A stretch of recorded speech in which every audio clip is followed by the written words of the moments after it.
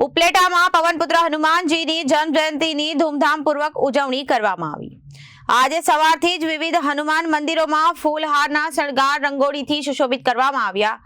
હનુમાનજી મંદિરે હનુમાન ચાલીસા, મારુતિ યજ્ઞ, બટુક ભજનનો ભોજન ભક્તો દ્વારા પગપાળા યાત્રા સહિત ધાર્મિક કાર્યક્રમો તેમજ ધ્વજારોહણનું આયોજન કરવામાં આવ્યું। આજે સવારથી જ વિવિધ હનુમાન મંદિરોમાં ફૂલહારના શણગાર રંગોળીથી સુશોભિત કરવામાં આવ્યા। હનુમાનજી મંદિરે હનુમાન ચાલીસા, મારુતિ યજ્ઞ, બટુક ભોજન ભક્તો અને પગપાળા યાત્રા સહિત ધાર્મિક કાર્યક્રમો તેમજ ધ્વજારોહણનું આયોજન કરવામાં આવ્યું।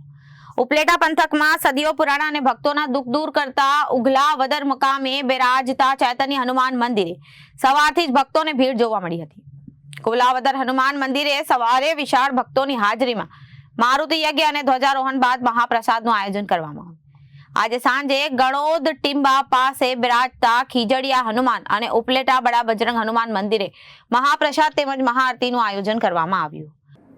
અત્યારે ઉગલાવદર ચૈતન્ય હનુમાનજી મહારાજ મંદિરની અંદર ખૂબ સરસથી ધામધૂમથી સવારથી બપોર સુધી મારુતિ યજ્ઞ ચાલુ છે। એમાં હજારો હરિભક્તો યજ્ઞનો લાભ લીધો, સાથે સાથે હજારો હરિભક્તોએ પ્રસાદનો પણ લાભ લીધો।